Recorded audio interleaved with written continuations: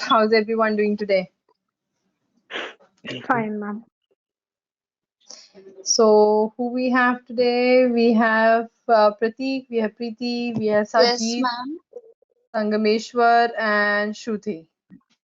Yes. All right. Good afternoon, everyone. Welcome to this small session on career in analytics by Ivy Professional School.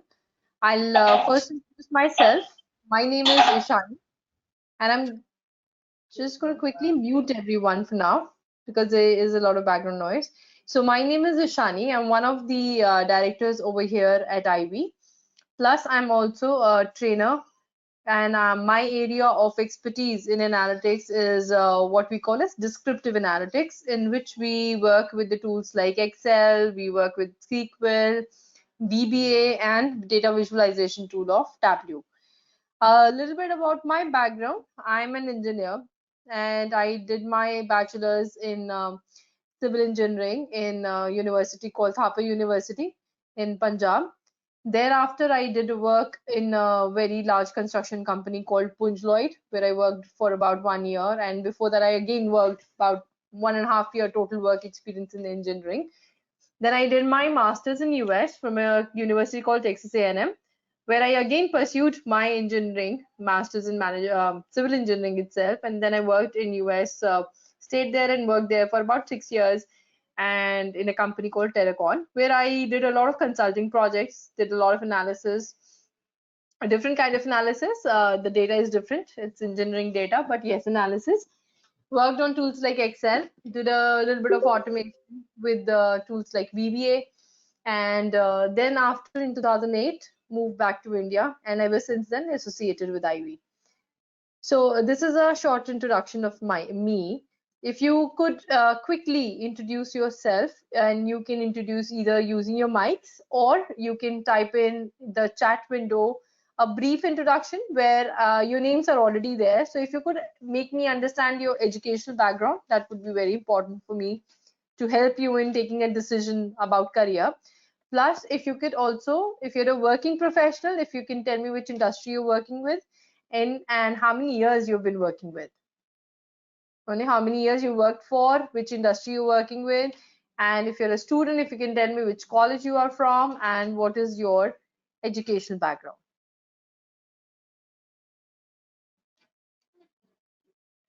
I have muted everyone, so if you want to use your mics, you guys will have to unmute yourself.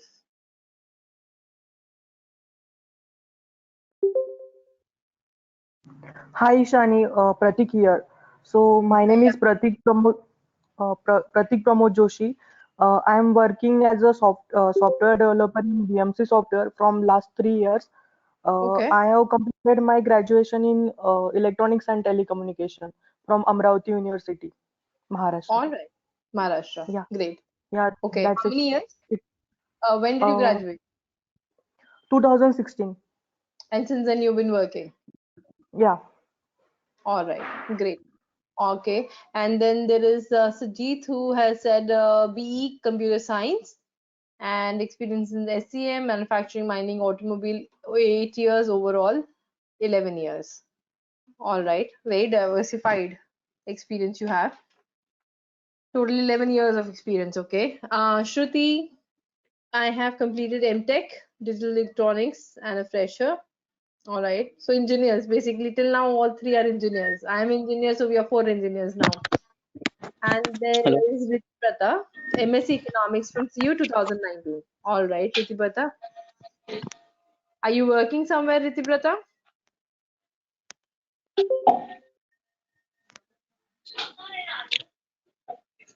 Yeah, Sangameshwar. Yeah. Hi, this is Sangameshwar. So I have completed BE in mechanical, and I am having a total 9 years of experience in mechanical design engineering. So actually, I am not. I don't know about C and programming parts. So, but I am very much interested in data science. So just. All right, great. You don't need to know C and C++, but I'm sure you must have, being an engineer, you would have done some bit of programming in the first year, first semester. Yeah. I have done that. CCP and is there. Yeah. All right, there is Preeti. She has done her MSc Mathematics from CU Lady Bourbon College, good college, in 2019. Then there is Kaushik, again an engineer, 8.5 years in IT industry and domain knowledge in retail, software testing, and Oracle ERP testing. Okay, so I've got two of you who has a lot of experience. One is Kaushik, 8.5 years, and Sajid, who has 11 years. All right.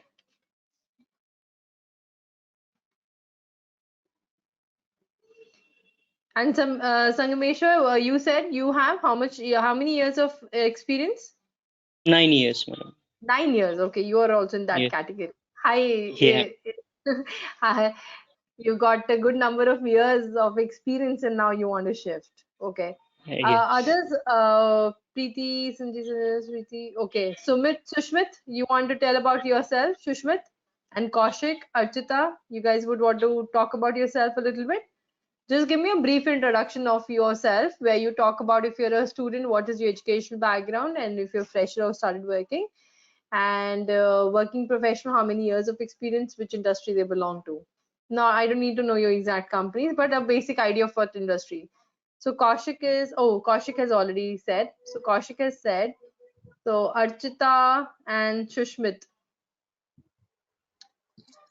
Hello. Okay. Yes, Shushmit. Yeah, actually, I did my PGDM in logistics supply chain management. After that, I did my MBA in operations, and I started working with like in the year 2013. So overall, like more than 6 years experience I have in this e-commerce and logistics and supply chain this All right. domain. Great. Great, great, great. Good, good. And now you want to move to analytics. Yeah, Okay. Can I ask this question? And Archita has done MSc Economics in CU and I'm pursuing PhD in Economics. PhD. Wow. Good, Archita. Can I ask these you guys who have like Kaushik and Shushmit, who's got good amount of experience, and Sajid, why analytics now? Why do you want to shift to analytics?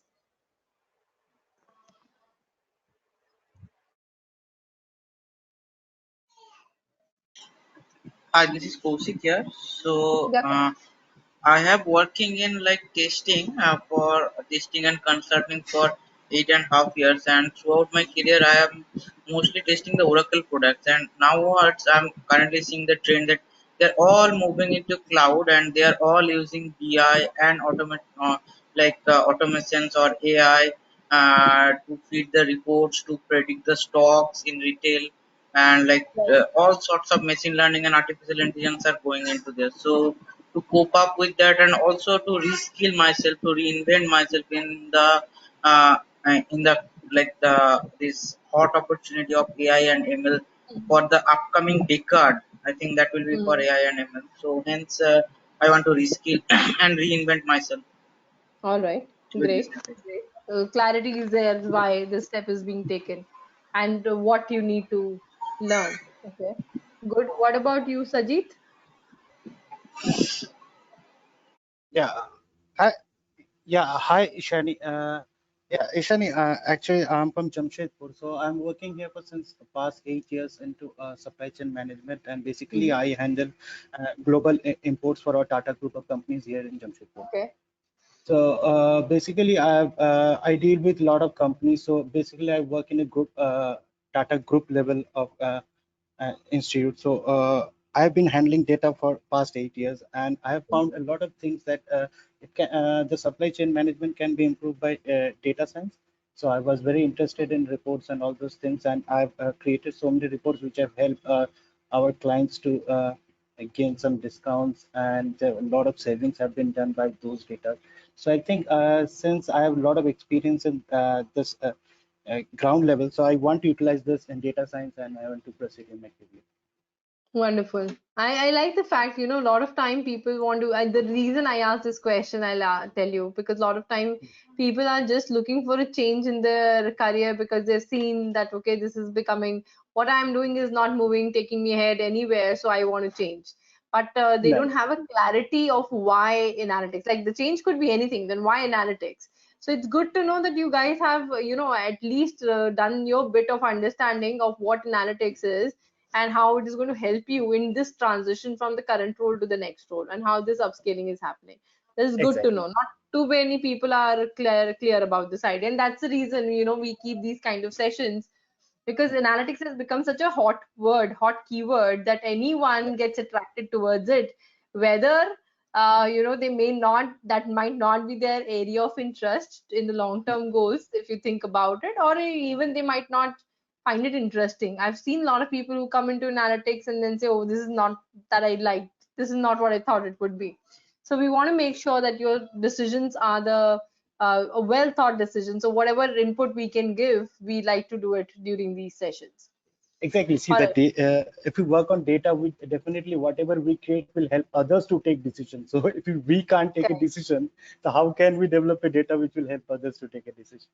Absolutely correct. And this only a working professional can do and Yeah, talk about exactly. like this. Yeah. Because otherwise, when I teach my students, and when I say students, these are all adults like you guys, right? So Yeah. these guys, they create a report. Now, what I pressurize them to think is, just don't create a report because someone told you to do so. Think about, why did he ask me to create this report? What insight do I get from this report, and how can I make it better? And what else can I do to get that kind of insight? So until Yeah. unless people don't start to think in that manner, it is just like a very mechanical work. I get the data, boss told me to do step 1, step 2, step 3, I do it, I turn in the report. What that report means nothing to me. Like, I'll give you one more example. One of my clients is ITC. So I don't only do training, I do a lot of consulting with companies. So in there, the boss was very furious with the team in the way why he wanted me to intervene and step in and do a little bit of thought process in training was, the teams were not proactive, they were reactive. In the sense, let's say you guys are working in supply chain, two of you are there in supply chain, so you understand ITC is into manufacturing. So this team would alert the boss or alert the team when the raw material did not reach the destination, right? So then everything got delayed. All the further processes got delayed. So this boss was very furious. He said they know each and every step, they know each and everything. It comes in the report, but someone has to teach them to read the report and to take a be a proactive. If the raw material is still getting made, it takes 15 days to create it. So definitely your next deadline won't be met. So tell me ahead of time, tell the team ahead of time and change the dates, things like that, right? So not Yeah. all the people who are working with data actually look at the summarized data also nicely. That's a very big challenge for us. People are very reluctant to disclose any data, and basically in manufacturing, so it's very difficult to have an overall view. So now industries are investing on digitalization of everything. So I guess Yeah, this is the right time to move. absolutely, absolutely correct. Great, great. So I'll come to this slide little later on. This slide talks about Ivy. And by the way, Tata Steel is one of our big client. We do a lot of training for Tata Steel in Jamshedpur as well. So let's talk about, to begin with, what is analytics. So Archita, what do you think is analytics? Archita, my fresher people, Rita Brata, Shruti, what do you think is analytics?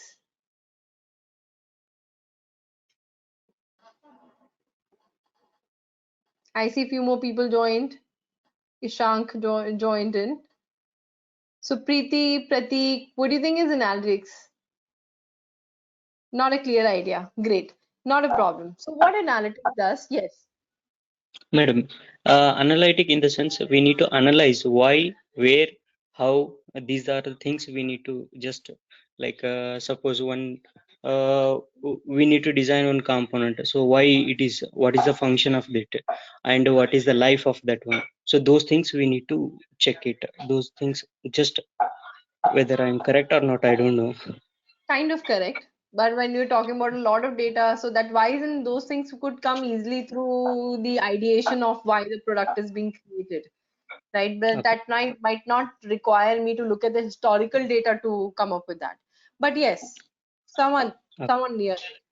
All right. So let's talk about, first of all, I have to make you understand what is this analytics all about? What are the various components? What is the cycle of a data, from once we get the data till we get the solution? How does the data move in.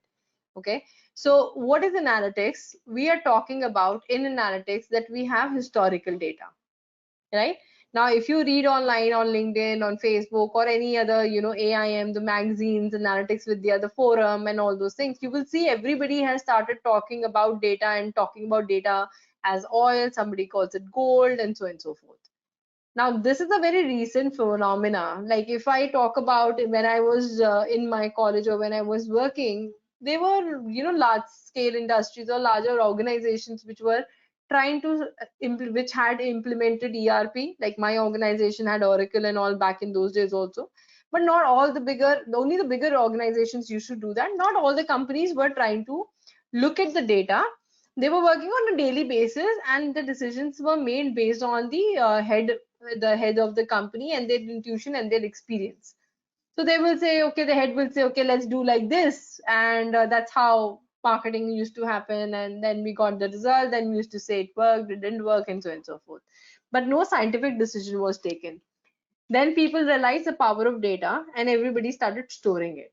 So for past 10 to 12 years, we have done a lot of data storage. So we have a lot of historic data. Now, what do you do to that historic data? There are two parts to it. One is that we do something called descriptive analytics. Okay, that's what my area of expertise is also. Now, what is descriptive analytics? It means that I have the data, let's say 5 years or 10 years of data, and what I'm doing with it is creating reports. And to make it even more easier for my higher up management to understand or my client to understand, I make graphs also. And I make interactive graphs called dashboards also. So I have the data and I'm just creating summaries and reports, creating some charts. Now, what will that tell the client? What has happened in the past? Okay, so if I know the past, sometimes I can make a decision in the future, or sometimes I understand, okay, why the problem is happening. Like for example, the let's say the root cause analysis. There's a process. Let's say we're talking about process from point A to point B. There is always a delay of 10 days, 15 days, 12 days. So we want to analyze why that is happening, right? So there our descriptive analytics can help us to work with. It can help us to find insights. It can help us to find patterns and answer those questions. So we use descriptive analytics. We use reports, we use charts, we use a little bit of automation in the process. Now, this is one part of it. Second part of it is, let's say we are in a manufacturing unit, and what we want to find out is what are the new line of products I should target to increase the revenue. At the end of the day, each and every business, the main concern is to increase the revenue and the profitability, right? So do you think I can, which product will be more suitable for me, would be something that I can easily find from the past or not? What do you think?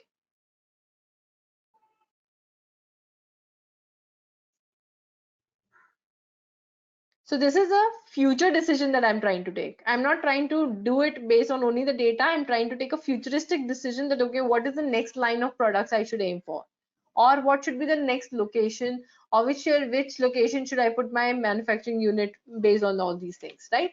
So that is something that is done in predictions. Or a very simple example that I think everybody can understand. We all have credit cards, debit cards, right? Now, debit card, banks issue anyways, but let's talk about credit cards. Let's say I am HSBC Bank and I wish to, I came up with a new credit card product and I want to obviously do the marketing. So can I do the marketing to the entire India and say, hey, HSBC has come up with a new credit card, please be enrolled for it? Do you think that would be a wise option from marketing point of view?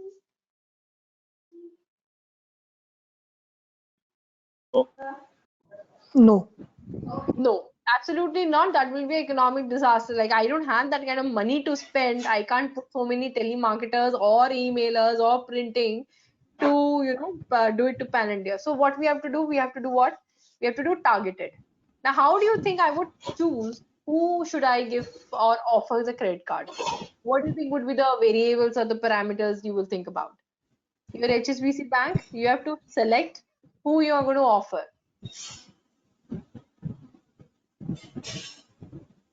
Credit history would be one, correct. Why credit history is important? Because then only I know the person is paying me back. If a person has a bad credit history, making him my customer will give me more pain than gain. So yes, credit history. What else? Income, correct. Spending power is also important.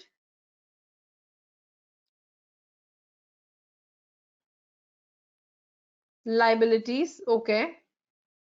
CIBIL score, yeah, that can be connected to your credit history, your CIBIL score. Spending history, saving history, all these things, right? So a lot of data we are collecting. Now, do you think HSBC sits and analyzes, has a a list of names and say, okay, Pratik will give, Kaushik we won't give, Sajid will give, Ritibrata will not give. Do you think they will go one by one and select the people they'll give and not give? No, of course. Of course not. Doesn't make sense, right? Look at the population. It's not possible. So what do they come up with? They come up with a profile. They say, okay, if a person is within this age group, and if gender was an important variable in our study, like if women or men, then say, okay, this age group, this gender, this kind of state or the location the person must be, this kind of job a person must be, this should be the average annual income, this kind of average score should be there. So what I do, I create a profile. Now, how did I create a profile? I created a profile from the past. Obviously, I've been giving out credit cards. There are people who are paying the credit cards on time. There are people who are not paying it on time.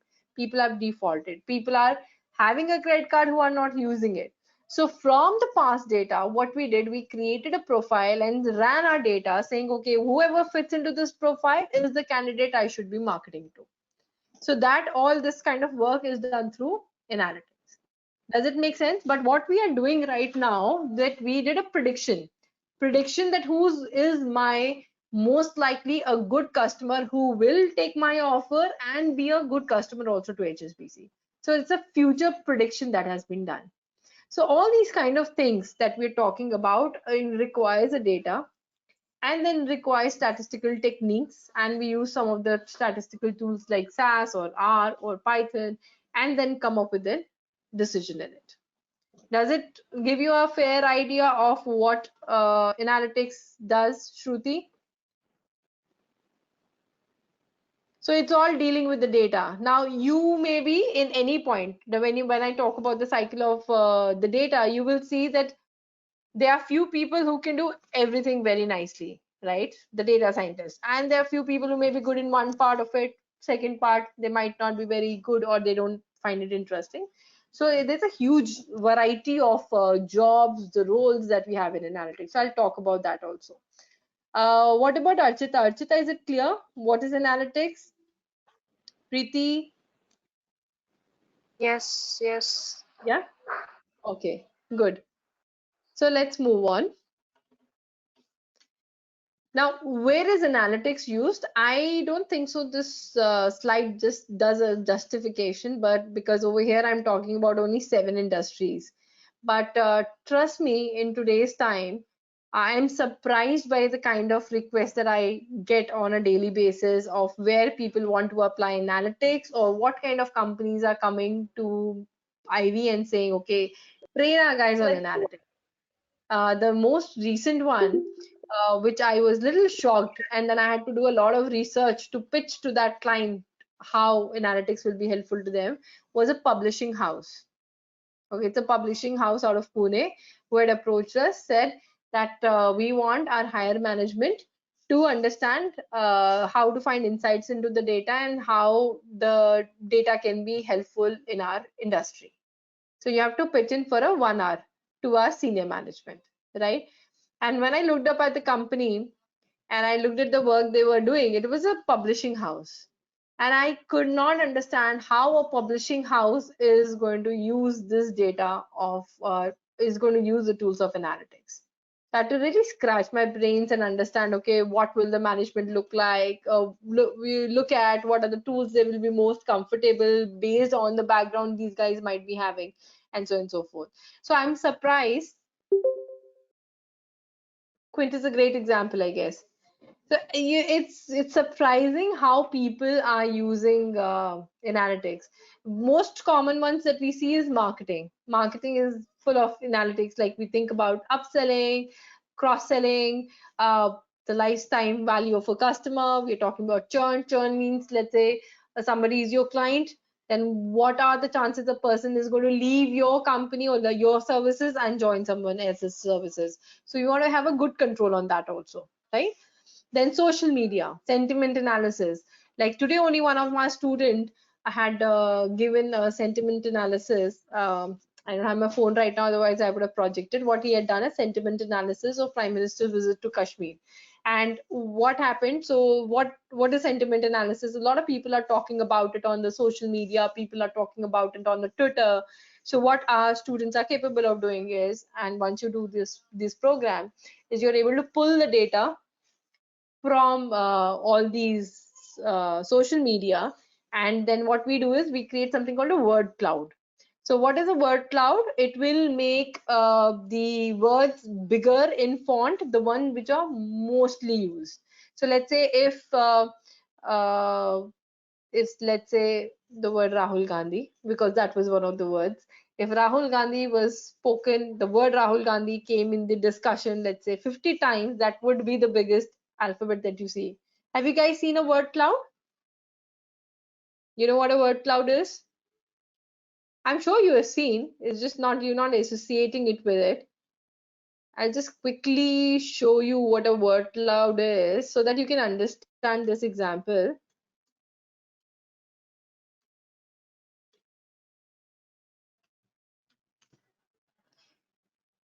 So these guys had done it using so these are like a word cloud, okay? This is a word cloud.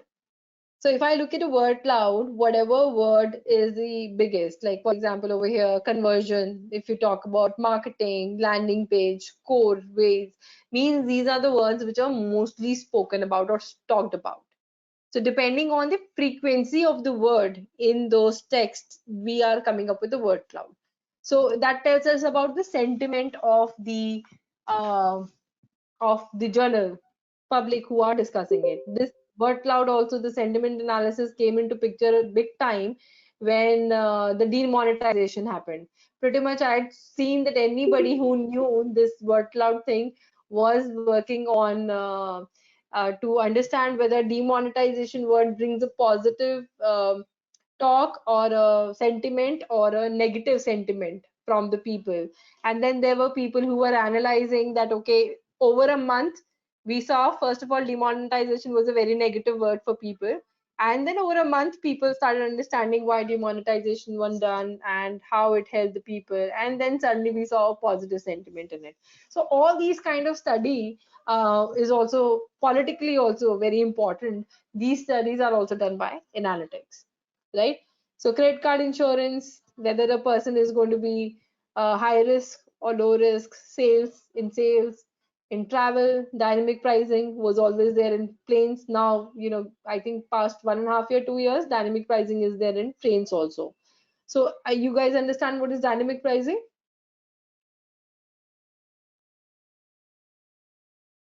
Yeah. Dynamic pricing, just to make sure that everybody is understanding the terms I'm using over here, is, for example, I want to go from Calcutta to Yeah. Delhi. Yeah. If I want to go from Calcutta to Delhi and I'm looking on the one of the airlines, let's say make my trip, and the price is less, let's say 3,000 for a one-way trip. Then after I don't book it. I'm like, whatever, I don't book it today. I go back again and I see again now the price is increased. So it's not that somebody saw that I'm looking for it and manually somebody is changing it, but there are algorithms behind like how many, what is the frequency, what is the time period in which the people are searching for a certain, you know, sector and the time that they're picking, and based on that your pricing will increase in your airline travel, in your trains. So that is what dynamic pricing is all about. So again, nobody's sitting there and doing it manually for us. It is all done through all these algorithms that we put in related to analytics, right? Any example that you can think of in a particular industry where you can say, yes, in this industry, I see analytics is being used? Like I gave you an example of social media. I gave you an example of dynamic pricing. Any examples that you guys can think of? Retail, okay. Sajid, if you could expand real estate. Okay, can you guys expand on your example, like in retail, how do you think analytics is being used? I have a very interesting example on retail. Tabish, if you can talk about real estate. Amazon, yes, absolutely. Amazon e-commerce. E-commerce is full of machine learning algorithms in it. AI, machine learning, it's full of it. Forecasting the amount of walk-ins. Walk-ins in where? When you're talking about real estate? I don't know. Somehow, real estate is something I think it's more of people-driven than a data-driven industry. Like I've been trying to buy a house for a very long time, and every time my dad calls me saying this has happened. Now the prices will crash. Now you will be able to buy a house, and I never have happened. I don't see the prices going down. Now on Kosik here. So on real estate, I believe if I saw the Facebook, like if you search for a house once in your like Chrome or somewhere, you can see Facebook ads are more coming from the like realtors. I Okay. think that they are So monitoring. that would be different, Kaushik. That would be, for example, what Facebook is doing depending on what you clicked on like. Let's say, for example, there is a new project that's come up and it's a sponsored ad, okay, of XYZ apartments coming up. And if you clicked on like, means you are interested in those kind of ads. So suddenly you will see you click like and suddenly the whole bottom is flooded with similar ads. So that's like a preference. Facebook is trying to find a preference. Like I don't know if you guys have gone through it, but Facebook can now, declare who's your best friend. It can declare who's your top fans. Can, already tell you exactly who you are depending on the kind of articles you're using, depending on what you're liking and not liking, right? So that is a different thing. So that's why I was asking Tabish, he's taking amount of walk-ins to a site and then making models upon what kind of profile would fit for a particular configuration. All right, I get it. You're talking from the construction point of view, not from the construction. Like what would be a suitable location? What would be a suitable configuration of a house that I will be easily able to sell? And then I make it. Correct, Tabish? Did I get it correct? From the market research perspective. Now I understand it completely. Completely understand now. Okay, yes, a lot of data is there. You have to understand what type of people you're targeting, what income group you're targeting, then the location has to be such, then you have to talk about the amenities around the place where you're going to build, when all these factors go in. So a lot of market research goes into it. Correct. Self-driving cars, absolutely, that's full of AI, right? It uses AI in all these self-driving and Amazon Go and Amazon delivery and all those things. Walmart, that's a very classic example. Sajid has written down, I'll tell you. So in retail, like when you have a aisle next to another aisle, right? So it's not a random thing that, okay, in this aisle put XYZ things and in this I'll put these kind of things. So Walmart did a research and based on, let's say, if I go and if I buy a few things. So Walmart is like how do I associate Walmart? It's like pantaloon or yeah, it's more like a pantaloon kind of a thing. So let's say I go and I shop. So in my invoice is telling me what are the products that I bought, right? Now, if you analyze the buying pattern of the user, so you can do some kind of clusterings and all, and you will see that, okay, anybody who bought a diaper was also a person who bought beer. Okay, so let's say a father or somebody is buying a diaper and is going to the alcohol session and buying a beer from there, right? Now, instead of them traveling to the other aisle, what they did is they put the most likely aisle next to each other. So that if you're buying diaper, even if your thought was not to buy alcohol, but now that you see it, you are buying it and clubbing it together, right? So this is a very classic example that even I read it when I read about the Walmart case studies and all, that how they are coming up with the what should be clubbed with what with each aisle. Can analytics be used for marketing in real estate? Yes, again, like Tabish, I get a lot of calls of that this new real estate is coming up, the telemarketing, right? Telecalling. So again, then you're looking for a profile of customer. But the only challenge over here will be to collect that information. Like being in real estate, like a bank has a lot of information, a lot of personal information about a client. But being in real estate, would you get that kind of? You might have to hire some agencies, get a secondary data from the places where you get information about the people and the population, right? And then come up with a profile and then say, okay, anybody who matches my profile would be the people I'm going to try and approach, try to send an email, try to call, and figure out if they want to buy the product or not, right? So definitely it does help when you're thinking about marketing point of view. Marketing definitely is data driven, right? Okay, let's move on. Now, this is a small and a quick slide that I have created in order to make you understand that what are the various type of uh, roles in which analytics is being used. So there is risk analytics, which is mostly related to finance, and finance and marketing are like the backbone of the industry. So there's never going to be less number of openings in these two industries specifically. Then BI and reporting. What is the full form of BI? It's business intelligence, right? And marketing analytics, retail analytics, it's heavy. Digital analytics is spreading very fast. Financial analytics, research, something like what Tabish is talking about. Anytime companies want to launch a new product, they do a lot of market research. Give example of each if possible to relate. Risk analytics would be, let's say a big construction company like Point Lloyd. That as a bank and says, I want to take up a loan for a project.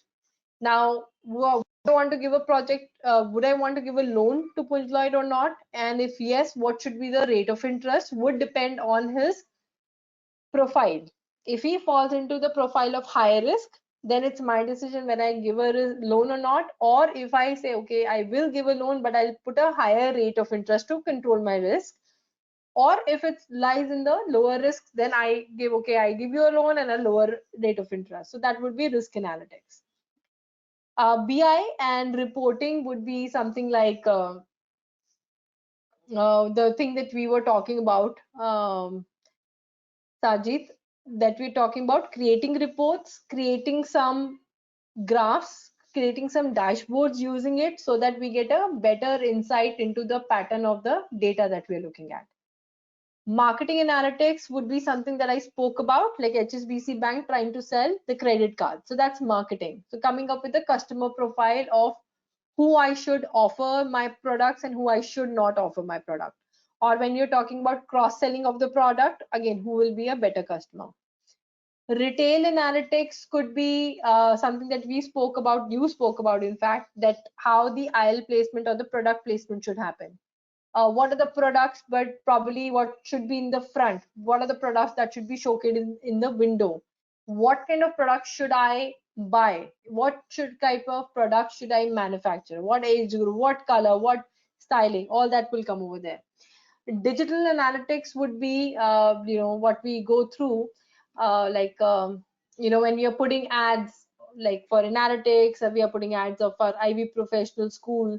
So what are the keywords by which there are more chances that my ad would get people attracted? Where the placement should be, if there is any magazine where I can put up an ad which will give me attraction towards the right kind of audience, that would be digital.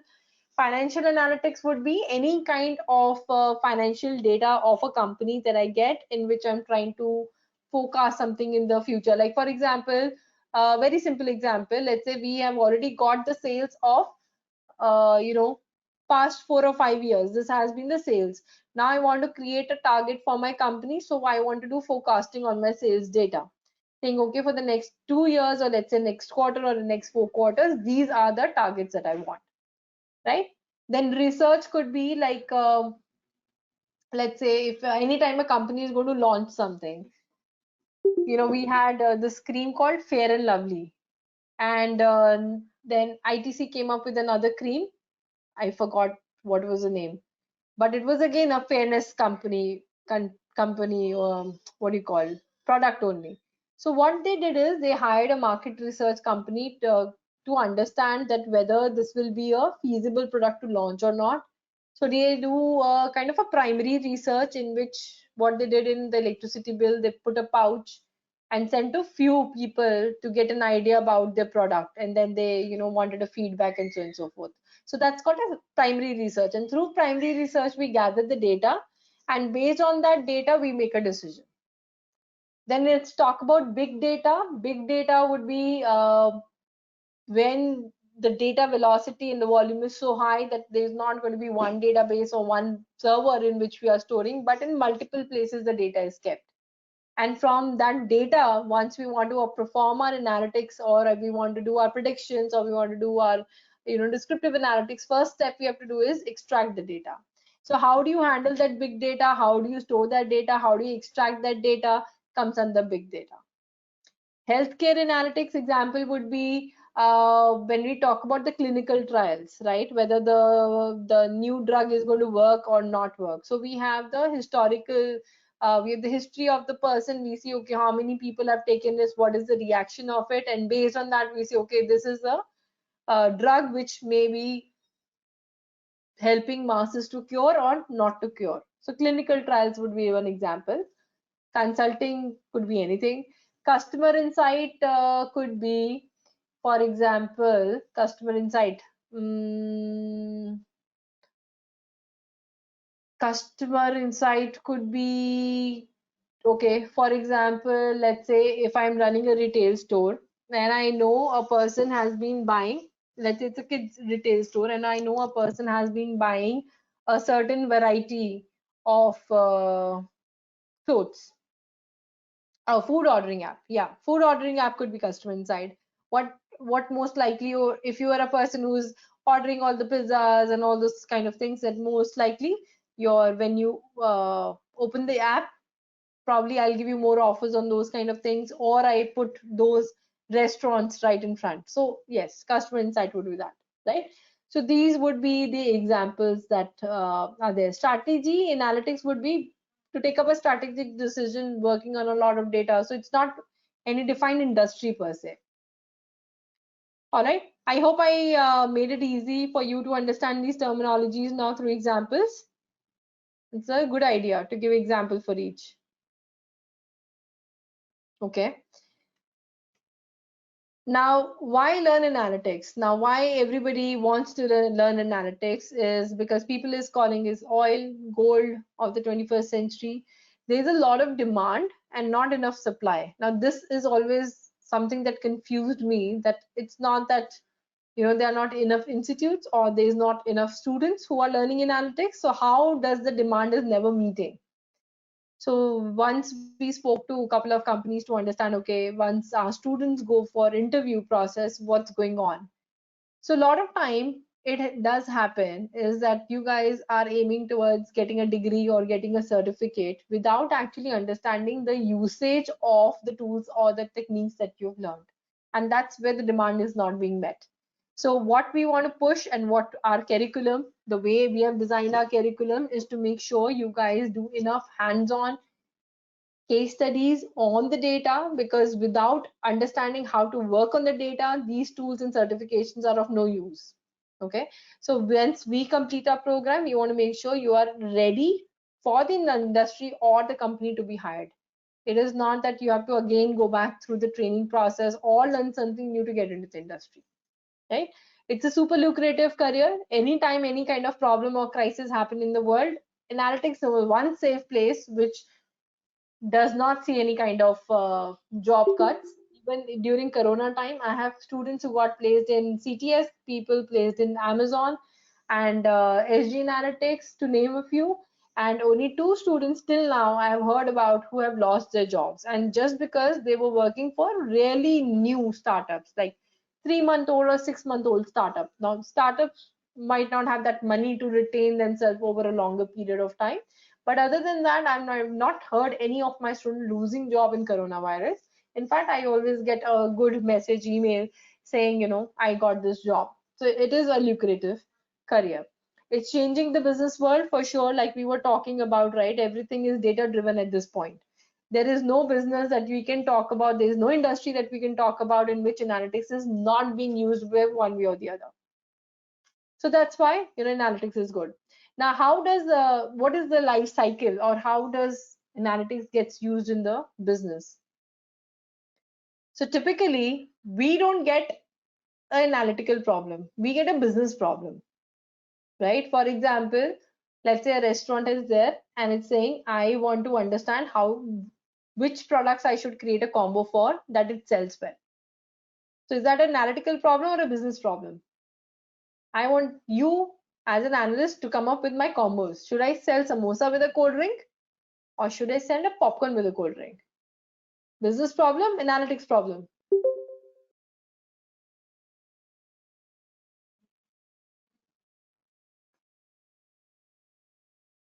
It's a business problem. Now, what we do, we understand the business first. Very important. As a consultant, especially if you're working in companies like TCS or Cognizant or Capgemini, Accenture, these are all consulting houses, right? Now, the very important thing is that our client could be a retail client, could be a banking client, could be a pharmacy, could be any kind of industry, right? So our first thing that we always need to do is understand the business very well. If you don't understand the business, this was a dialogue used by one of my professors in US, and I truly believe it. Tools are just, and computer is just garbage in, garbage out. If you don't know what you're giving to your softwares, and if you don't know what the softwares are giving back to you, it's just garbage. So all the time you have to keep in the back of your mind that this analysis, this data that I'm using, that I'm running this study on, is for this business. So business understanding has to be there. Once we get the business, then we start talking about the data exploration. That's where your reporting comes into picture, dashboarding and charts come into picture to see what has happened. Now, why this stage becomes important for us is sometimes the objective or the business problem given by the client may not be the actual problem. For example, there was a study in which the client hired for saying that I don't get enough footfall. Okay, the objective or the problem was I do not have enough footfall on my website. So when the basic understanding of the data was done, exploration of the data was done, the problem was not the footfall. The footfall was enough. Now what he was thinking is the footfall is not enough, that's why my revenue is not much. So his main problem was the revenue generation was not happening. The people who are coming were not buying. So then we analyzed and said, okay, the footfall is not the problem. The person you're targeting through your marketing is the problem. So you don't need help in increasing the footfall. You need help in increasing or diverting or changing who you are marketing to. So if you get the right audience, even with this amount of footfall, you will get this X amount of revenue. So data exploration sometimes helps us to understand the business better, the business objective better. Once we do that, then we do kind of a data preparation to give it to our softwares like Python, like R, SAS. Then we do a modeling on top of it. Like example, the combo example that I gave you for a restaurant, over there we'll do a technique called clustering. So clustering would help me to understand on, let's say, 5 years data of people ordering, what kind of combinations were ordered. And based on that, I can come up with an idea, okay, popcorn should always be a combo with the cold drink and not with the coffee, right? So that was done through clustering. And then we come up with a business solution. So I can't say these are the clusters, these are the clusters, these are the clusters to my client. I have to convert it back to a business solution and come up with a combo solution for him. So that is how this entire life cycle of coming from a client, from a business, and back to a solution of business happens. Any questions that you guys have? Yeah, the Indian thali. What should be in the thali that will sell well? Or what should be the price point? Pricing is also, something that a lot of companies use analytics in pricing. Any questions that you guys have for me? Preeti, Prateek, Pritnita, Pritinita, Shushmit, Tabish, Yashpriya, Shruti, Kaushik, Ishank, Durgesh, Ritibrata. Data exploration and preparation, absolutely. So data exploration is just simply, and it may be that we have, for exploration also we might have to do some kind of preparation. I'll give you a simple example. I wish I had stored all these data. Hold on one second. Let me just open very quickly Excel to explain this to you, okay?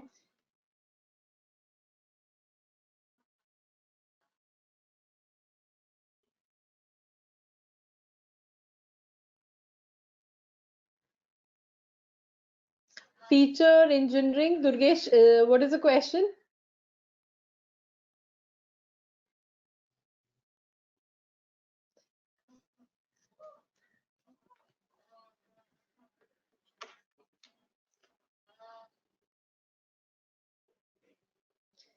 Okay, I'm looking for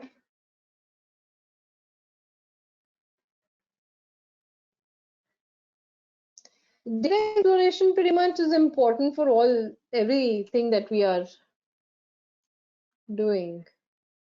I'll just give you an example where you also understand what is the preparation means.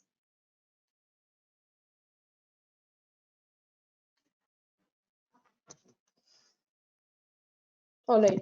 So for example, Tabish, this is one kind of data. So we create data in a certain manner. The softwares may not take in or not use it, the software in the same manner.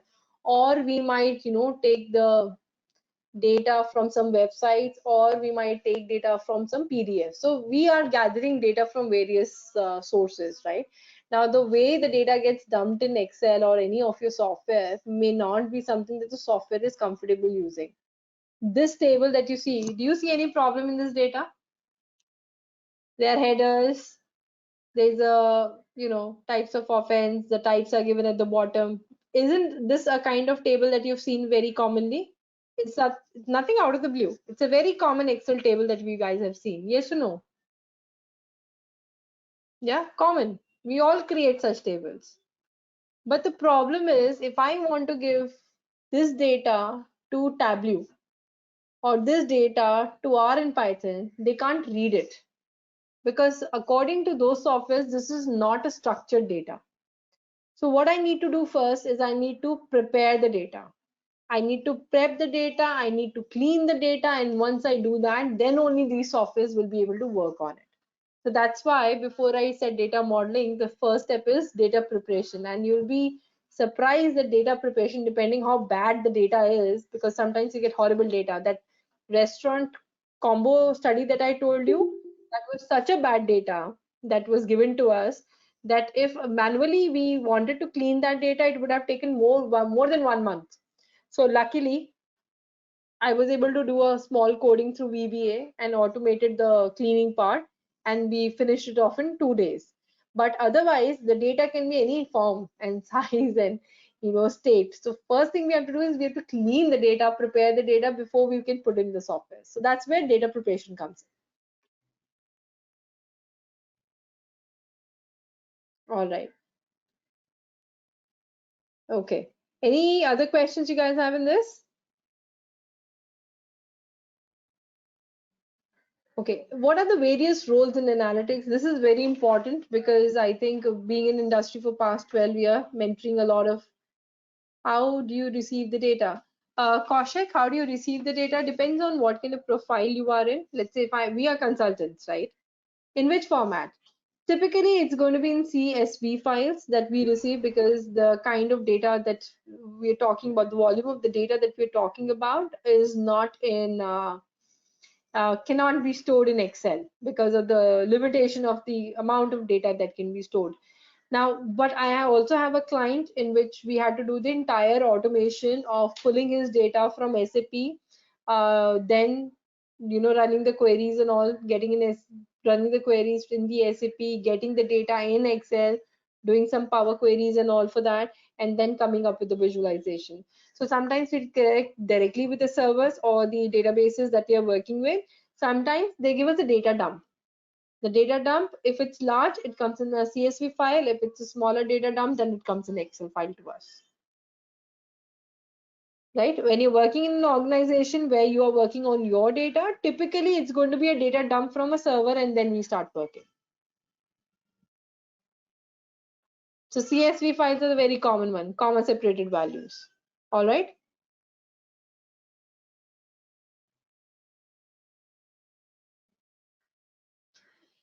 So this slide I specifically created because past 12 years mentoring a lot of people, young and senior and mid-level management also people, I have understood that you guys see analytics as a very fixed thing. Like if I become an analyst, this is going to be my role. That's exactly the opposite. Being in analytics is such a it's a huge field. And there are so many tools that we learn under the umbrella of analytics that you can fit in very different roles depending on what is your liking and disliking. Not everybody is going to be good in statistics. Okay, not everybody might be very good in analysis. Not everybody might be very good in visualization. Not everybody might be good in modeling. So where do I fit in? What do I get into that gives me a successful career in analytics? Okay, the very first role that any person, like people like who are freshers, might want to start their career in something called MIS reporting analyst. Now, what does an MIS reporting analyst do? We create reports. Okay, we automate the reports and we create charts. We may or may not create charts, but reports, we generate a lot of reports. We do using SQL. We can using SQL.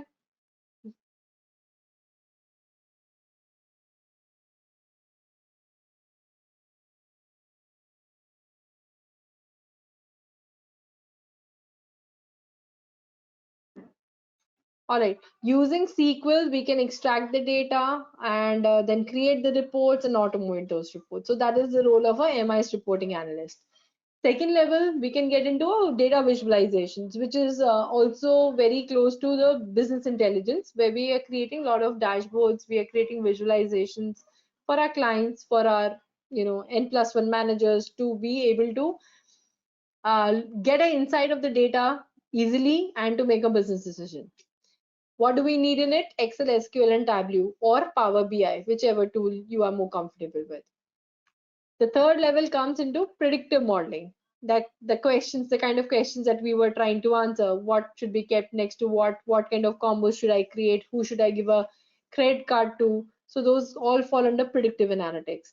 Backbone of predictions are statistics. So my statistic knowledge, my statistical technique understanding on when should I use what and what kind of business problem should I use can be solved with which statistics technique is very, very crucial in there.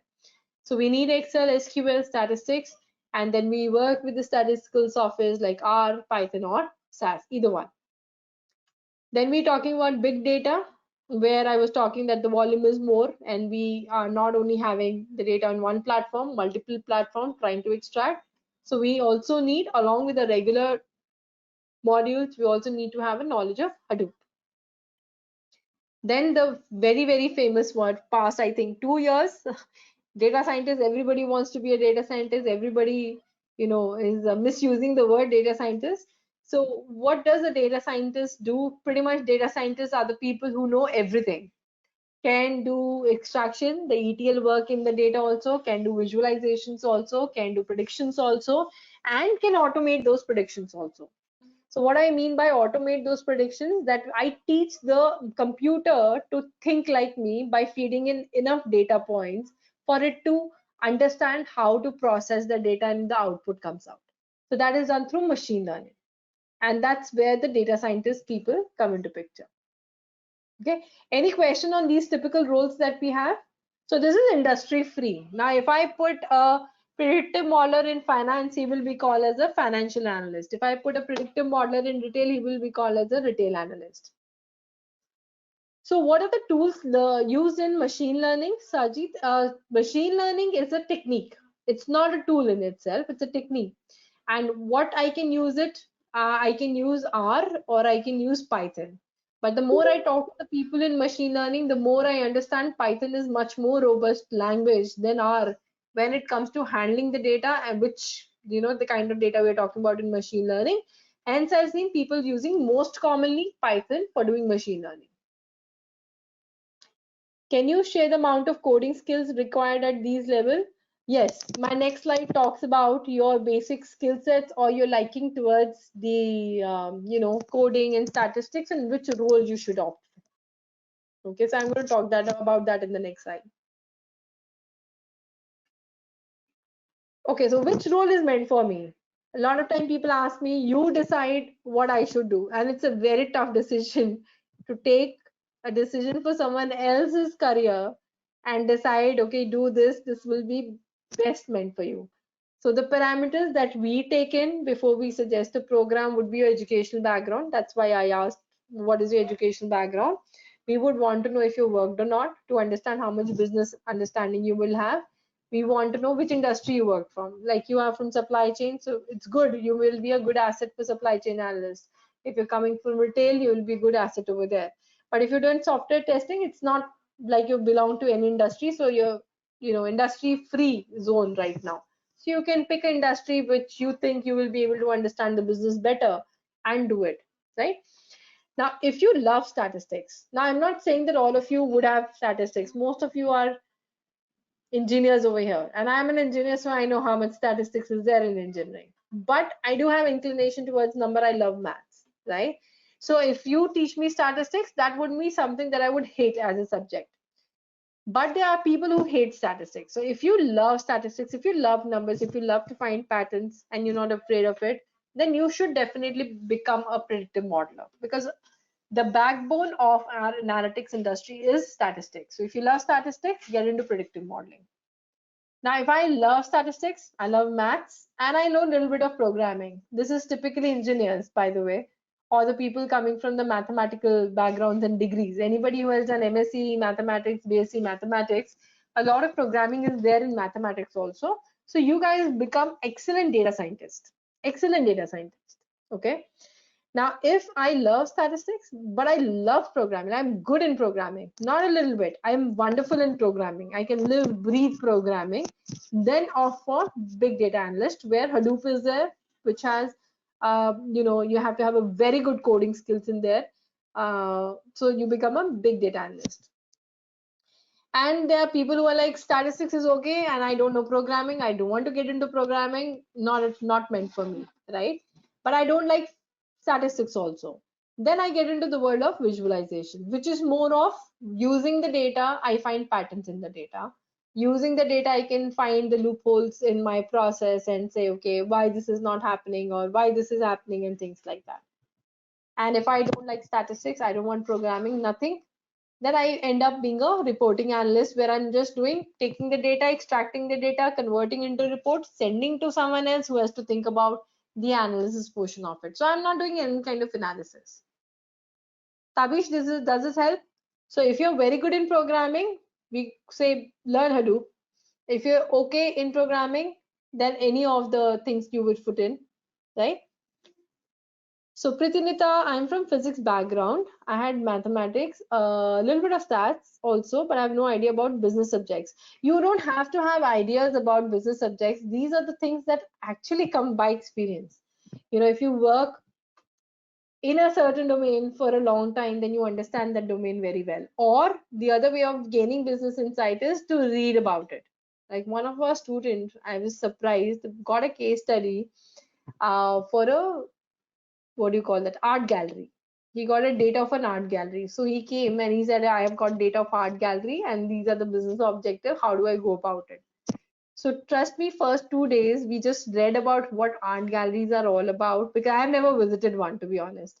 So I don't know what are the things. Now, how do they decide which painting they'll keep? What are the terminologies that are used in the art gallery? Because when we saw the data, half the things were like gibberish to me. I was like, God knows what that means. So pretty much 2 days was spent only on understanding the business by reading online and understanding what these variables would mean. If I have, let's say, a score of an artist, 6, so why 6? What is the highest that they typically give? Things like that, right? So Pritinita, that's how you get your business knowledge when you're fresher. Now, once you're coming from an experienced background, obviously, even though you were not doing analytics, even though you're not using the tools, but you get the domain knowledge. Like a person who's in finance, I don't have to teach him, or a person who already is doing, debit credit, I don't have to teach him what is risk, right? Those kind of things I don't have to teach them anymore. So their domain knowledge is there. We just need to observe real life events. Yes, but for the freshers, since they're not, I've seen they can't relate it that easy. As easy as we think, they can't relate it. Unless we'll do a small exercise to get you guys started and to understand how you relate to business. I think that would make it interesting also for you to understand how we are using analytics.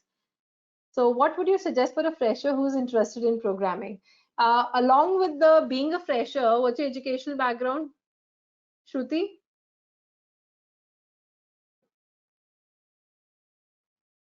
MTech, machine learning, no questions asked.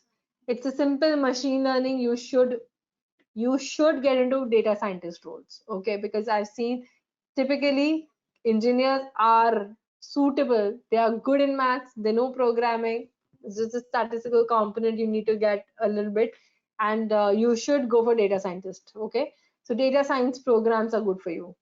For a commerce student, I would always suggest start with the basic foundation programs. Like you can get into predictions, like something like get into Excel, SQL, stats, or Python, because you guys have not experienced any kind of large data handling so far. So for you, it is going to be a little bit of experimenting. What do I like, right? But at the same time, you guys are too good with your business sense. I had once given a case study to first year students of St. Xavier's College. Okay, first year BCom students. The kind of analysis these 18-year-old boys and girls did, I was surprised that even the students that I teach who are like 25 plus, they also did not cover such excellent insights. So commerce people, I give that to them, that their understanding of business is little stronger, which is very important component than rest of the people who are coming from the variety of backgrounds. Basic science background, again, Pritinita, I would say start with the foundation program. Foundation is get at least the basic tools like Excel, SQL, stats, R, Python, these things. Okay. Tabish, I'm going to answer your question, the first question first. So he is asking, wouldn't predictive in modeling still need a bit of coding to use for a particular tool like SAS and models? So the beauty of these tools like SAS and R and SPSS are not even called software programs. These are called statistical programs. Now the reason they are called statistical programs, because the end user, we are the end users, okay? We as the end user, we don't really write the code. If I have to do clustering, the thing that I spoke about, or forecasting, I don't sit and write the code of forecasting or clustering. Those codes are already inbuilt in these softwares. All I have to do is call that portion of the code in my current code. So these codes are very easy. If you pick up a code of Python online and you read it, you will see that Python is almost like English. Okay, when you read the code, it's almost like English. So you are not writing all those robust codes. The codes are there. Like in Python, we have libraries in which we can call. In R, we have packages. In SAS, again, they're all packages which are created. You just have to run them. That's it. So it's not very heavy on coding. What would you suggest for a BTech MBA marketing? Studies start as an MBA and working in marketing. So you have to get into marketing analytics for sure, but depends on how many years do you have of experience. If you have, let's say, 5 to 6 plus years of experience, I would suggest let's go for a basic program plus Tableau, like Excel, SQL, R, Python, and Tableau. But if you have less than 5 years of experience, I would say since you're a BTech and if you think you like programming a little bit, then you go for machine learning programs. But if you say, no, I hated programming, I don't want to get back to it, but you're an MBA, so Tableau would be a required skill set for you. Changing career after 8.5 years, you have exposure to VBA, okay, where could I fit? But you've been in consulting and retail, so stay in retail, do be a consultant only. So what you have to understand, Kaushik, like if I changed my career after almost 8 years, right? I was 8 years in civil engineering before I switched this domain. So if someone hires me as a consultant, like my clients are ITC, my clients are HSBC, PwC, I get some smaller export house clients, I get some tea owner, tea garden owner clients and all those things. So what I've seen, what makes them hire me is that I'm able to understand the business side of the data, right? So whatever 8.5 years of experience you have, that if you can make a consultancy like a HSBC, not HSBC, like a TCS or a Accenture or a Capgemini, all these Genpact, all these consulting companies, IT consulting companies, if you can make them understand that I know the analytics portion and I know certain businesses, I've worked in certain businesses. Now, if I get in a business, I exactly know how analytics will help to improve that business. So if you project yourself in that fashion, then you become an asset to that company. Meaning, I hire Kaushik, and what Kaushik can do for me, if I tell him, okay, I want to get a client in retail, he is able to see, okay, like Manevar is a big company in retail. Can I go and pitch to Manevar to hire Genpact for the services of analytics or not? That is what is going to be your role, to understand how analytics can help a business and to convince that business. And once the project comes in, probably how you will make your team work on that project of converting business into analytics, because your team is not going to have a business understanding. So you will have to convert that business into an analytics program for them, analytics project for them. And that's again where you come into picture. Does it make sense, Kaushik? BCA, MBA, finance, and 2 years of experience, BSFI. Okay, love maths and stats. I know coding, but I don't like it much. You know coding, but don't like it. I know BCA, then you change to MBA and not did MCA. That should be a clear indication. So stay in. So you can go for a regular program in which we do, Excel, SQL, stats, R, and Python. And when you're doing a regular programs, we are going to expose you to two things. One is Tableau, a little bit of it, not the entire full-blown Tableau, but like say 4 classes on Tableau. So that gives you an idea about data visualization. And we also introduce 3 classes or 6 hours of machine learning to you. Now, once you're doing those bonus programs by us, what you will do, Yashpriya, is understand, do I like Tableau or do I like machine learning or like both, where I'm more comfortable with. And once you figured out where you're most comfortable with, then you do your specialization. You understand? So to begin with, since you said I don't like much coding, but machine learning and all, we say there's little coding, not heavy duty coding. So you just see what I like. Since you're an MBA, I would want you to do a data visualization program, right? And you're a BCA, you love maths, I would like you to do machine learning also. So that's the reason what Ivy has done with our foundation programs will give you free bonus, classes on machine learning and Tableau to understand whether that is something you would like to do in future or not. Right? And once you've done a little bit, you get an exposure, you've done a hands-on. It's not that we give you theory, we actually make you work on the software with the data. So once you work on the data, on the software, in understanding what challenges we have, then you can make a better decision, yes, whether I want to pursue Tableau full-fledged or I want to pursue machine learning. I hope that will help, right?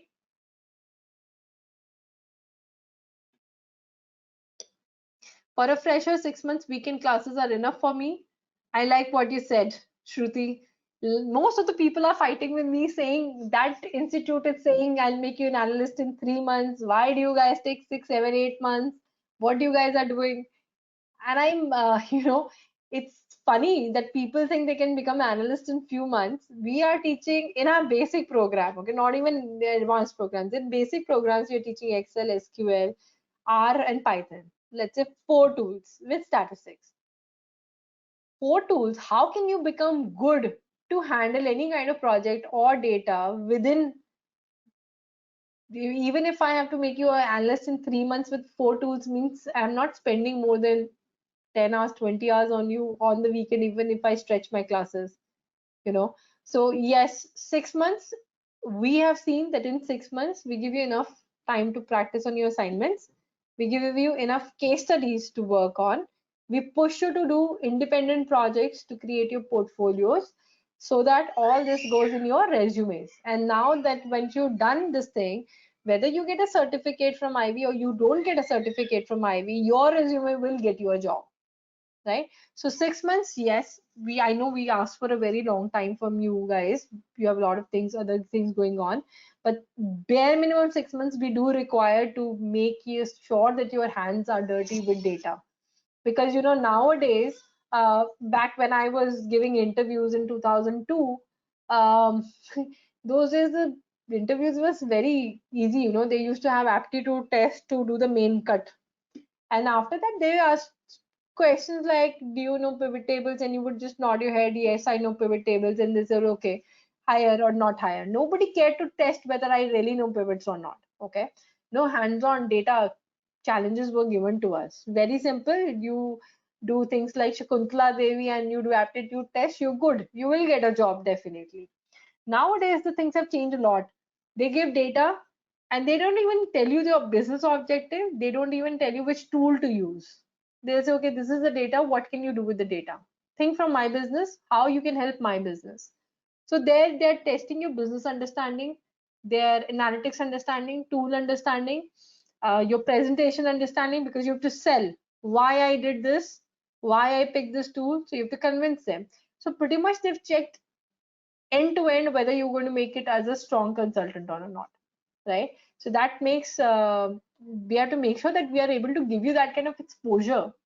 Otherwise, next interview round on you not clear. How challenging can it be to change career from marketing to predictive modeling? Tabish, that is not a career change. Good news, you are not doing a career change, you are upskilling. I am working in marketing, okay? Like for example, I'll give you my example. I was working in Excel and I was working in VBA before I landed in India and wanted to work in analytics, right? So I was already working in Excel and VBA, but my data was of civil engineering. Now, what I started doing is, okay, working with and making people understand how to do reporting and all those things, help companies to automate their processes and all, right? And then I was like, I'm already making dashboards and charts in Excel. What is the most natural role for me in analytics if I get into visualizations? Which is the tool I like? I like Tableau. So I tried to push myself to Tableau. So I did not, for me, it was a role change, but for you, it is not going to be a role change, because when you're doing analytics, you have to have an industry or a data domain on which you're doing it. So if you're coming from a marketing, you will stick to marketing only. But in marketing, instead of doing the traditional marketing, you are doing analytics in marketing. So you're not doing a career change at all. Your knowledge of whatever you've done in marketing in past years is going to be super handy when you look at the output and when you decide what to do with the data. Because without that knowledge, it's data in and data out, garbage in, garbage out, nothing more than that. So you're not doing career change, you're just upskilling yourself. Sangameshwar, like I said, but I think yours is about Sangameshwar, how much years of experience you have? I think you have 9. Yes, 9 years. 9 years of experience. I would say don't get into machine learning. The reason is I'm not expecting after 9 years you to be sitting behind computers and making algorithms and doing things. I would see you as a mid manager or senior manager, and for that purpose, we would suggest, okay, do the foundation program and Tableau. Don't get into very technical things. So your thing is to understand how analytics can work on data rather than getting too technical into it. Okay, I don't want you to get too technical, because I can't make a fresher BE sit next to you who's also doing coding and you're also doing coding. There has to be a distinction between a fresher and a 9-year professional. So do a basic program with Tableau component, because when you go higher up, analyzing data yourself to find insights, data yourself should be easy for you. It should not that I need someone to do that for me. I love maths and stats, MSc in maths, but I don't have much knowledge in program. Preeti, still, if you love maths, you will love machine learning, because pretty much more than statistics is there, but a lot of maths is involved in machine learning. And I've seen people who have done, mathematics as a subject, they really, really like it.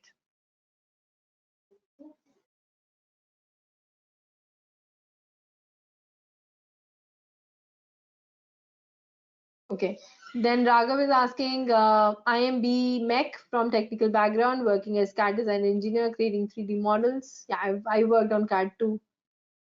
Manufacturing in aerostructures and having 12 plus years experience. Where do I fit in this industry?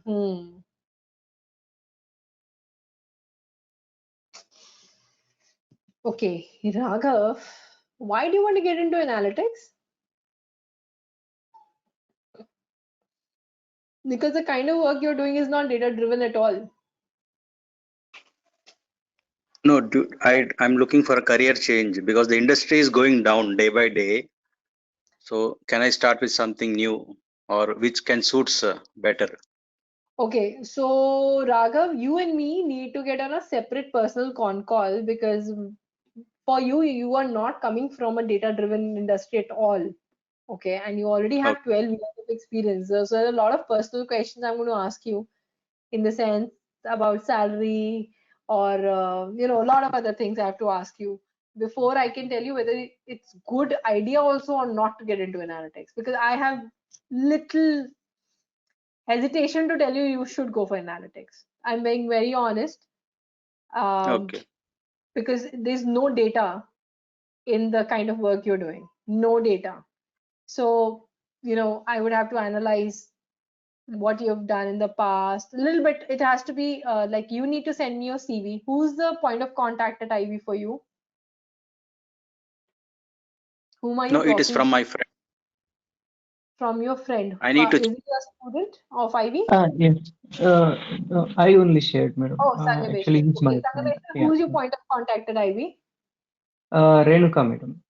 Renuka. So if you could tell Renuka to send Raghav's resume to me, and then probably I'll get on a personal one-to-one con call with Raghav and then suggest. Yeah, Because that's fine. when I look at it like this, my suggestion would be, don't get into analytics. Okay, Raghav. Okay. But again, Yes, let's yes. do a detailed discussion to come at as a proper conclusion. That would be step number one. Step number two would be, I would want you to go through some of the videos of our classes to see whether that is something interesting or not for you. Right? Because after Okay. 12 years, I cannot make a misjudgment that this is the next career for me. I hope you understand that, right? It has to be a very accurate decision of, I want to move, and whether I fit into it or not. So I don't want you, I don't want to promise to you, yes, come into this and do this thing and you'll be good in it. So let's do step by step. Step number one, I would like to go through your resume. Step number two, we'll have a talk. Step number three, I would like to you to look at some of the videos of our existing classes, okay, of various modules. And then if you still feel, yes, I'm interested, then yes, welcome. But other than that, I think somebody who's coming from low background and experience is not a good move. Okay. Okay. Okay. Any other questions?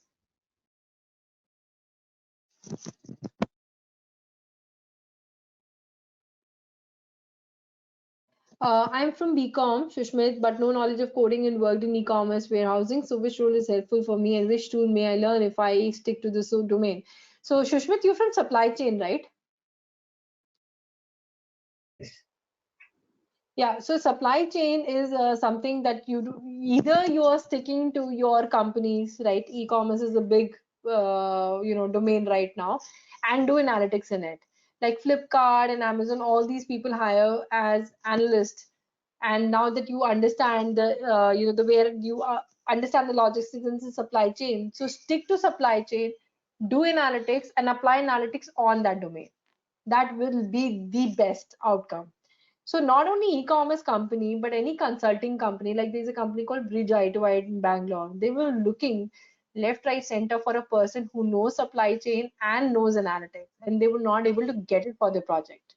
So you guys are like one of the niche combinations that come in the industry who have a good knowledge of supply chain, plus know how to apply analytics into supply chain and solve the problem of supply chain management. All right. Okay. So probably what you can do the basic program of Excel, SQL, Stats, Power, and Python, and top up with a Tableau.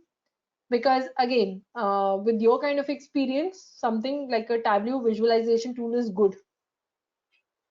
Okay. Okay. Please speak about the current data science work happening in India, future of the world, economy slowing down, how much spending is expected in the future data science. All right, I'll speak about it. Just hold on a second.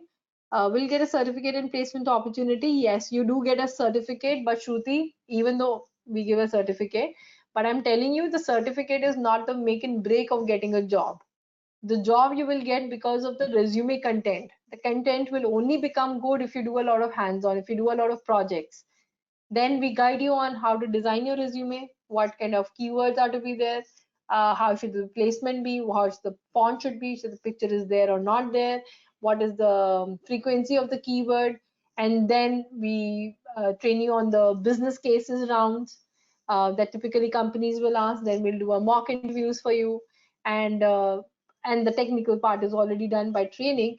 And then we say, okay, now you're ready to start appearing for the job. So that's the whole process of the placement. So yes, we do placements, and we do give certificate, but certificate is immaterial whether you get it or not. Placement you will only get if you have done the basic requirement of doing enough projects and putting on your resume, right? I'm a software developer, mostly doing coding on Java and backend development in Angular JS and front end. For me, what should be good? Do you want to stick to it, Pratik? Would you want to stick to this thing, or you want to change? I want to. You want to change? Then do machine learning. Since you already know coding, you are good in coding. If you would have said stick to it, then I would have said do big data Hadoop, because in that Java knowledge comes handy. But if you want to leave this domain right now, then you get into data science and machine learning. So that will be a little more interesting for you. It still requires all the thought process of creating algorithms that you've already been doing, and you will be one successful career. You will have a successful career in it. So data science with machine learning.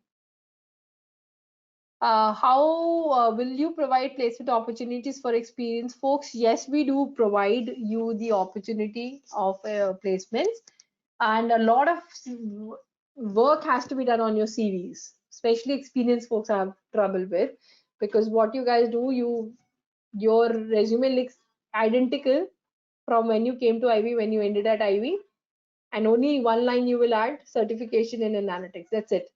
So the whole all the content has to be changed in order to merge the new things that you've learned with the old things that you've done, and it has to look like you are knowing what analytics is, you are implementing some portion of analytics in your current roles, and that's why you're upskilling yourself now. So for you guys, yes, we do placement opportunities, but I have to also understand what kind of pay packages you have. Going to be very candid, if you come to me and asking me that I have a pay package of let's say 18 lakh or 20 lakh and I want a 10%, 20% increase, I can't make that work for you. I'm going to be very, very honest with you, because you are entering into an industry where you have to prove why they should be hiring you after so many years of experience. They have to see that you are passionate about this industry. They have to see that you understand how to mix data and business. But if you're at a pay package of 20, they already have very, very experienced folks. So I would not be able to match those kind of packages. But if you're a package of let's say 10 to 12, That is decent amount of packages. Then you say, okay, I want increase in my pay. Is that possibility? Yeah, that is a possibility. But if you're coming with a very high packages, then it's not possible after 10, 12 years of experience to match those up in field of analytics. I'm not saying the people do not get that package, yes, but in between moving to analytics and not having 10, 12 years of analytics experience, that will be a problem for us. Okay. So what is the future of analytics and data science? I think the future of analytics and data science is very good, and it's going to remain good. The reason is that more and more, because of all these economics downturn happening, 2008 happened, and now coronavirus thing happened. People are finding innovative ways to do a lot of things, right? And a lot of people are dependent on technology. Now, anything which is technology or tool based, like our data driven decisions that we're taking with analytics, these are the things which is going to be sustained. Anytime you are in these kind of roles, you will be kind of you will be safe against the things happening around you. Like I told you, with this coronavirus, I know a lot of people who got fired. I know a lot of businesses where mass firing happened, right? But I don't know, among my students, I just got two calls, two people who told me that yes, it affected them. They come from a very small, startup company. But other than that, we didn't see anything. And there are companies who are still hiring. Right now, we are fulfilling the requirement of Nielsen Baroda for market mix analyst. Before that, there were companies like Cognizant which were hiring. There's company like PwC which is still hiring. So if people are still hiring, or during all this lockdown where the business are getting affected heavily, definitely this is one field which is not going to get affected. Okay, for a long duration. And to be honest, we just started. Till 2010-12, I tell you, I had to actually make people explain that this is a good career option for you. People never came to us and said, okay, you tell me about analytics. We had to go college to make people aware what analytics is. Now is a different scenario when people come to us and tell us, okay, I want to take admission, and we are saying, okay, let us first educate you what analytics is, and then you make a decision. So we have just started playing around with the data, with the technology. So it's going to go a long way. I don't see it in another. And this is a technology field, which means that if one tool probably becomes redundant, there will be another tool doing a better job, and helping us to perform even a much more efficient analysis, even lesser time that it will take. For example, before machine learning, we could not think about the data handling that machine learning can do. We did not have those things. We did not think about speech analytics. We did not think about video analytics. We did not think about what do you call that, visual analytics, right? All those things came because of continuous work in this field. We did not think about self-driving cars. This is all analytics which is continuing, and it is going to continue for a long time. All right, so I don't see this as a field which can get affected. And anytime in the economic crisis have happened, such jobs are actually more secure, which is bringing more efficiency to the companies. So if you were in any kind of automation roles in your company, your jobs would have been much secure. Anybody who was doing more manual work, they are being chucked out now. So Ishank, you're currently, I'm a research analyst work, 10 months, looking for a career change, more challenging job. I'm also trying to learn JavaScript for past 6 months, but I guess there's no job opportunity as a commerce student to do programming. Yeah, don't get into Java because you're already competing against the engineers and the BCAs and MCAs and BSc in computer science. Why do you want to get into that domain? But yes, if you like programming and all, even though you're a commerce student, doesn't matter. I'm a civil engineer. Nobody could have predicted what I'm doing right now. I know, but there's no other, automator in VBA in my team except for me, and I am the civil engineer. So I don't think so. It matters what is your background. It depends what your inclination is. So 10 months is fairly young. Okay, Ishank, you're almost like a fresher. So you're already doing a research. Research is also a part of analytics work. So you can always upgrade yourself with the tools. Like right now, probably you're using Excel, doing a lot of online research. Some inbuilt softwares of the company might be there, which you are Just utilizing. Salesforce. Just Salesforce. Salesforce you're Yes. using. Okay, that's a famous software. So you're using Salesforce and all. So what you can do is get into the, since you're in a commerce, so I would say get into predictive modeling, where you have Excel, SQL, stats, R, and Python. And like how I had suggested for Shruti, that in our programs we have basics of Tableau and basics of machine learning. If you like programming and you think, yes, those 3-4 classes made it very interesting for you, then you upgrade your program with machine learning. Otherwise, let's go with a business foundation, business analytics program, in which we learn the tool, the core tools that we are going to use or any company is going to ask for, like Excel, SQL, stats, R, and Python. Let's focus on them first. And once we are good in that, let's start looking for jobs. And once we know, okay, while you are working, you will also get more exposure to these tools. Then if you want to upgrade yourself to some other tool, then we do that. Okay, so go for a business analytics program to begin with. Like a predictive modeler. Yeah, predictive modeling. So our program names are not these. So our program names are, for you, like I said, business analytics program, right? So that would be the name at IB that we use for this skill set. This I was talking about the general terminology that is used in the industry. All right. So Shruti, what can be the package that the fresher expects? It depends a lot on the city also. So if you're in a city like Delhi, Bangalore, where the cost of living, or Mumbai, where the cost of living is higher, you should expect anywhere between 4.5 and 5, 4.5 and above, I should say. And people like in my side of the town, like Calcutta, people are hiring analysts for as low as 3 lakhs also. Okay, so it depends in which city you are. So I would say anywhere from 3 to 5, 5.5 is what you should be expecting.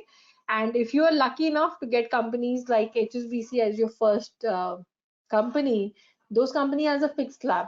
So their starting packages are 7.5. So mostly depends on the city and the company, but I give you in general. Bangalore, you should be expecting 4.5 minimum. You should ask for it after this program. Okay, but there may be some, because Bangalore has a lot of smaller analytics units also. So over there, they might be giving you a little lower, but 4.5 is when you talk about good consultancy companies, 4.5 should be the bare minimum. Does a specific domain experience is a hindrance for open market data science? When you say open market, what exactly do you mean by that?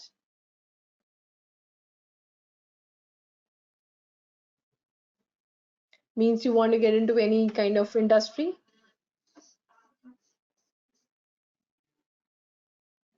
You're just saying, does getting a data science job hinder the domain? Does having a domain experience hinders your job in data science? No, it does not. I'm telling you again and again, it actually facilitates the whole process, because there are not enough people who understand how to apply analytics on the data from a business point of view. Okay, like I told you, I'll make you do one thing. You understand what is Swiggy? Everyone understands what Swiggy does? Yes, everybody knows what Swiggy is, right? Okay, let me ask you one thing.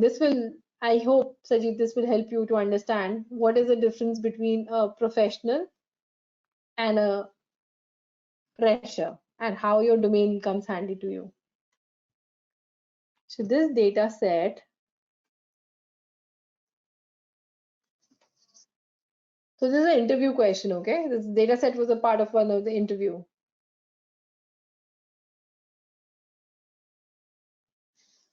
Tabish, difficult. Difficult in the sense you can move to a bank, but not in the finance part of the bank.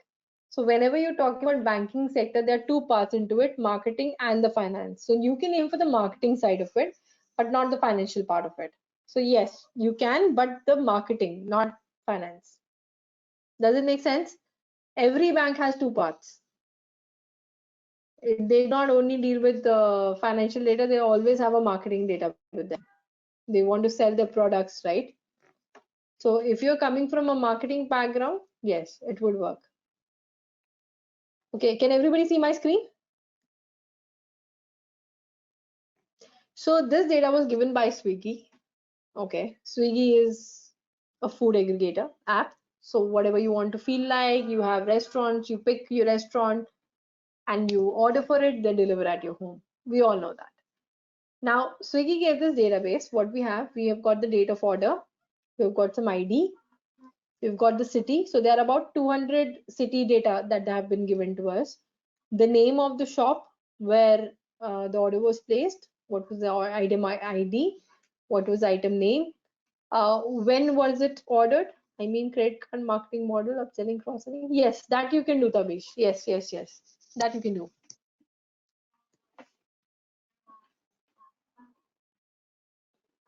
So hour of the day, what time was it ordered? This is orders, how many orders were there, what was the quantity, and what is item GMV, uh, green gross mean value, and what category of food it has. Okay, this is the data given to us. Now think, if you're an analyst at Swiggy, what business objectives can you use, can you arrive at, or can you come up with using this data set? How you will utilize this data to increase the revenue? In a very simple language, business objective is to increase revenue. So using this data, how will you increase revenue for Swiggy? So if you do hour of the day analysis, why would I do a hour of the day analysis? How would it help me?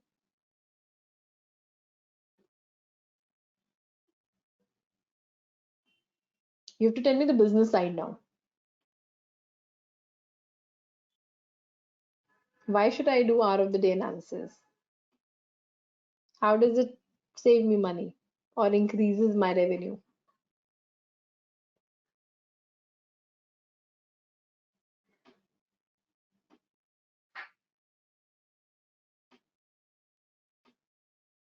Anyone? Do you think manpower to put digital banners on those particular hours and driver click through and transactions?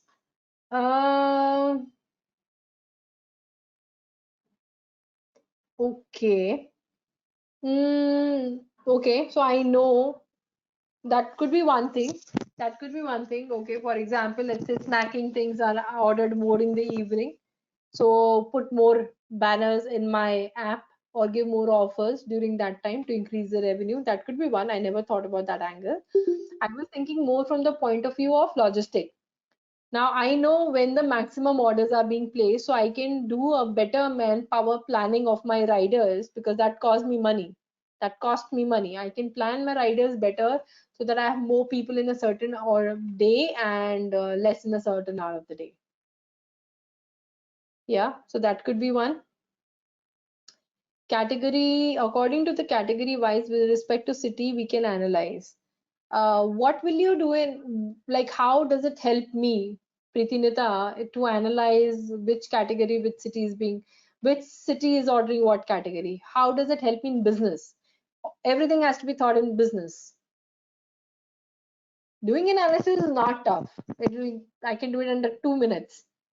Putting the delivery boys at the most successful banners. Yeah. So you understood, right? Hours of the day could help us in planning, manpower planning. So we should ask them to log in more in during the peak hours and giving them increment,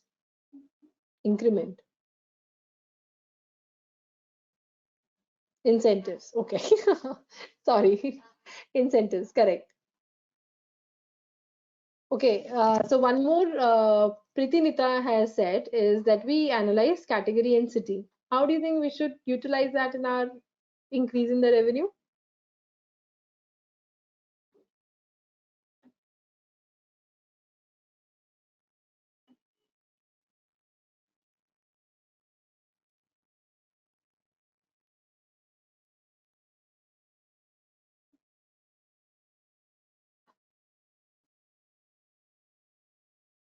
how does Swiggy work? Swiggy basically, we can check the eating pattern in the Indian like veg or non-veg menu. Okay, and then that's correct, Tabish. That manpower, delivery, logistic it's very crucial. Remember, it's very crucial now.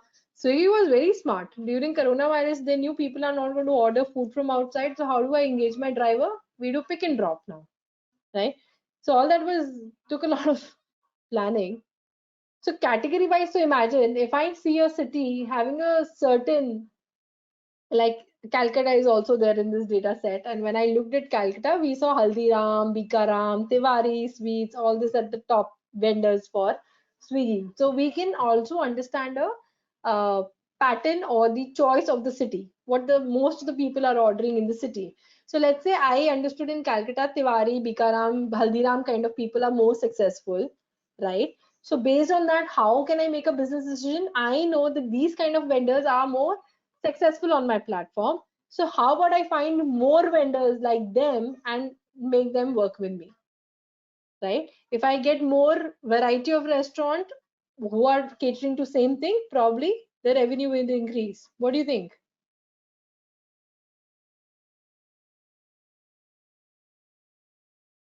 I know who to make my next business partner, right? So at the end of the day, what we are doing, we didn't touch any tools till now. What we are just doing is trying to understand how this business, how this data helps me to find business, more business, increase my revenue, decrease my costing, and make me more profitable, right? So Sajid, what I was trying to make you explain is, if you're coming from an industry where you have seen this kind of data, then coming up with the business objectives will become much more easier for you versus if you're looking at it at the first time and don't even think about business side. Because as a fresher, trust me, they don't think about the business side. They'll only say, okay, let me see Haldiram, like one of the insight, one of my students said, let me see what Haldiram is selling most, and then probably we can tell them to Haldiram to give discount on that. I was like, I'm not Haldiram, I'm Swiggy. So I don't care what Haldiram is able to sell or not sell. All I am interested is Haldiram is giving me this revenue. He might sell anything, I don't care about it. So I'm not Haldiram. So that is, I think that is what is the main problem between an experienced and a working person. Again, the time of the month, payday festivals. Yes, what will work well? What kind of deals have worked better in the past? Over here, we don't have that kind of data, but we could, right? And things like even the things like what was the value, what was the cost of the bill, that is also important. How much is the average spending comfortable to the people? Like how many people are spending between 0 to 100? How many people are spending from 100 to 200? How many people are spending 200 to 300? If I see my majority, let's say 70% of the people fall into 100 and 200, right? Then I would want to introduce more vendor in it, or make my other vendors give me some kind of lucrative offers that it falls in that bracket and increase my revenue. Spend analysis, exactly.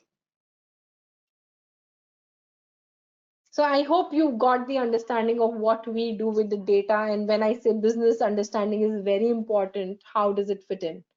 I don't know if this exercise helped you guys to understand my point. Yeah.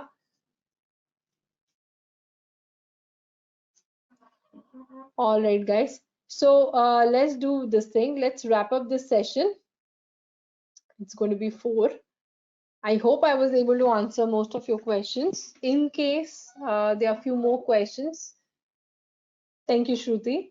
In case there are more questions that you have regarding, alignment of your career or which program, if still this session did not help you to understand which program you should pick, then the best thing is to get on one-to-one call with me, in which first step is always to send your resume, because I always like to read the entire history, where you went to school, what percentage of marks you got in school, what was your first job, what internship projects you done. That gives me a better understanding of you. and then we can get on one-to-one call to do a career sessions, career counseling, right? So still you have a doubt, definitely reach out to your point of contact, Renuka, Sonali, Sonia, whoever of these people are, and tell them that I'm sending my resume. I want a personal session with Ishani, me or the other subject matter expert who is there, whoever is there, right? So we can do that. All right, guys, I had fun. It was a good group of candidates, a good mixture of highly experienced folks. So they were very less medium experienced folks, so the highly experienced folks or freshers. So it made the session even more interesting to explain the things and to make sure everybody is able to understand how analytics works for us. So I hope you had a good time. And for any further questions, definitely don't you know make sure that you reach out to the counselors, and then they can get in touch with us again. All right. Thank you. You have a good Sunday, and I'll see you guys again. Take care. Bye bye, guys. Okay. Thank you, madam. Bye. Thank you. Bye bye.